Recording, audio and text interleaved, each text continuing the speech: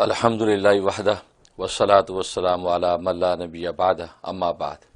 آج ہم گفتگو کریں گے سورۃ کہف پر۔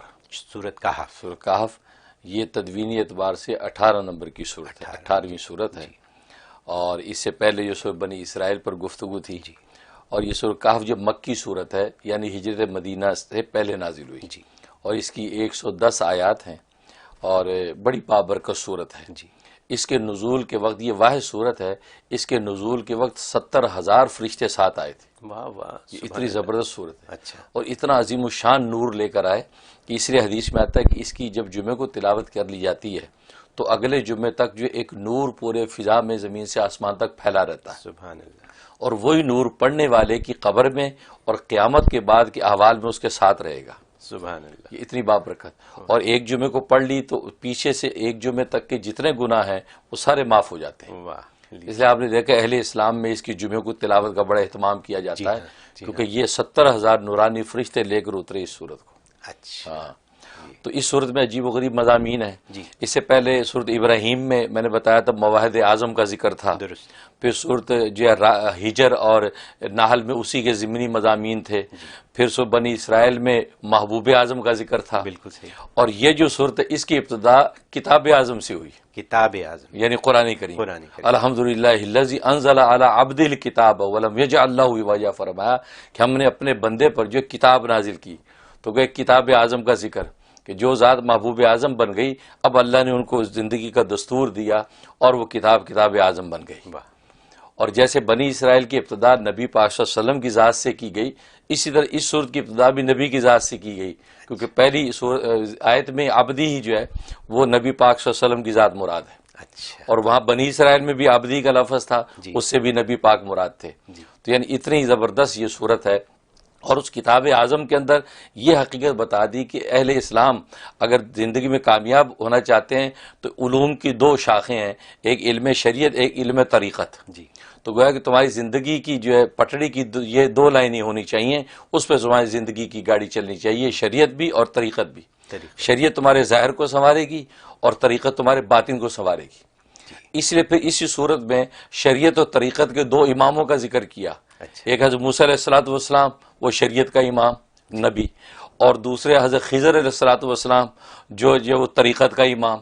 تو ان دونوں نبیوں کی جو ہے وہ ایک ملاقات اور ایک تفصیلات اور واقعہ ذکر کیا کہ دیکھو یہ شریعت اور طریقت یہ دونوں مل کے اب یہ کامل ایمان بنتا ہے۔ تو جیسے وہ دونوں آپس میں ملے یہ مکمل زندگی اس کو بولتے ہیں۔ نری شریعت ہو طریقت نہ ہو تو بھی یہ پھیکی ہے زندگی، طریقت ہے شریعت نہ ہو تو بھی زندگی ہے، لیکن دونوں ساتھ ساتھ ہوں۔ جیسے واقع میں خضر اور موسیٰ کو اللہ نے اکٹھا کر دیا، ایسے تمہاری زندگیوں میں بھی شریعت اور طریقہ اکٹھے ہونی چاہیے۔ یہ ہے سورۃ کہف، یہ سورۃ کہف، یہ اس کی شان اس میں یہ بیان کی، اور پھر یہ بتا دیا کہ محبوب اعظم جو توحید اور عبدیت کی شان لے کے آیا کہ جنہوں نے اس کے اوپر عمل کیا، لہذا اصحاب کہف کا ذکر کیا کہ اصحاب کہف کی طرز زندگی ایسی تھی کہ توحید کا علم انہوں نے اٹھایا جو ابراہیم علیہ الصلوۃ والسلام نے دیا تھا، اور توحید کی وجہ سے شرک چھوڑ کر وہ غاروں کے اندر چلے گئے۔ تو اصحاب کہف کے ساتھ اللہ تبارک و تعالی نے ایسا کیا جیسے ابراہیم جو مواحد اعظم تھا اس کو نمرود کی آگ سے وہ بچا لیا، ایسے ہی اصحاب کہف کو ظالم بادشاہ سے بچایا، اور غار کے اندر ان کو زندہ رکھا، اور 350 سال تک وہ اس کے اندر زندہ رہے، اور عجائب و غرائب اس کے اندر ظاہر ہوئے، اور وہ ایسے بابرکت بنے کہ ان کی صحبت کے اندر بیٹھنے والا کتا بھی بابرکت ہو گیا۔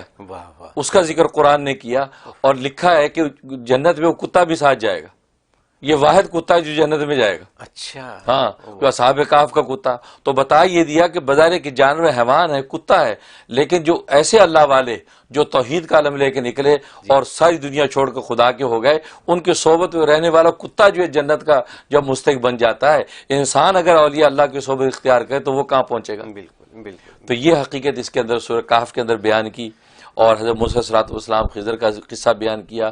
تو گویا کہ شریعت اور طریقت یہ دونوں کا امتزاج، اس لیے کہتے ہیں کہ شریعت جو ہے یہ منزل کی طرف پہنچنے کا راستہ ہے، اور طریقت اس پر چلنے کی ہمت ہے۔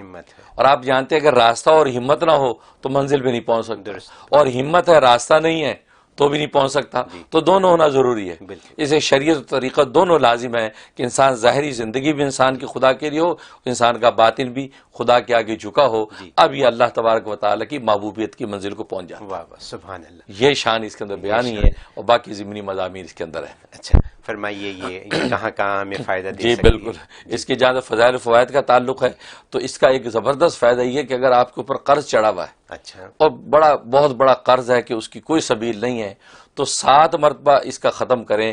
یعنی اکیلا آدمی 7 مرتبہ بیٹھ کے پڑھ لے یا 7 آدمی جو ہے وہ ختم کر لیں اس کا اور دعا کر لیں, وہ ایک ہی نشست میں اللہ تبارک و تعالیٰ غیب سے قرض کی ادائیگی کر دے. سبحان اللہ. اور آپ آج جانتے ہیں صبح شام لوگوں کے قرضوں کے مسئلے, ہر ایک کا مسئلہ ہر بندہ قرضے میں پھنسا ہوا ہے. تو ہر ایک کا مسئلہ فرض کیجئے جن لوگوں کے مارگیجز ہیں, گھر پہ بالکل قرضے ہیں, بالکل. تو اگر وہ یہ کام کریں تو اللہ میاں بندوبست اور کریں کوئی گے. مشکل نہیں ہے. گھر میں 7 افراد تو ہوتے ہیں, ایک دفعہ سارے بیٹھ کے جمع ہو کے 7 دفعہ پڑھ کے دعا کر لی, اور میں ایک ہی نشست کافی ہوگی اور غیب سے اسباب بننے لگے. تو 1 گھنٹے کی بات بھی نہیں ہے. گھنٹے کی بات بھی نہیں ہے. تو یہ ایک بڑا فائدہ. اور دوسرا فائدہ یہ ہے کہ آج کل موذی بیماریاں, پہلے زمانے میں طاعون ہوتا تھا, جزام ہوتا تھا, کوڑ ہوتا تھا, آج کے لیے کینسر ہے, شوگر ہے, اس طرح کی موذی بیماریاں ہر گھر میں پہنچ گئی. فرمایا جس گھر میں روزانہ اس کی تلاوت ہو, اس کا پانی دم کر کے تمام گھر والوں کو پلاتے رہیں, تو کوئی موذی بیماری گھر میں داخل نہیں ہوتی. عجیب اس کی خاصیت ہے. اور ظاہر ہے کہ عام طور پہ گھروں میں خواتین کا خاص طور پہ پڑھنے کا معمول ہوتا ہے, سورہ کاف پڑھتی ہیں, پڑھ کے پانی پہ دم کر لیں, وہ پانی گھر میں سب کو پلائیں, تو انشاءاللہ جو ہے وہ کوئی موذی بیماری نہیں آئے گی. کینسر, شوگر, یہ ایسی جتنی چیزیں ہیں, تو اللہ تبارک و تعالیٰ اس گھر میں گویا کہ حصار باندھ دیتے ہیں اور کوئی موذی بیماری داخل نہیں ہوتی. اور ظاہر ہے میں نے جیسے بتایا 70,000 نورانی فرشتے جس کو لے کے آئے ہوں, اس صورت کے اندر کتنی طاقت اور تاب ہوگی. تو جب آیت پڑھتے ہیں تو تمام نور تو موجود ہی ہے. نور موجود ہے. جی.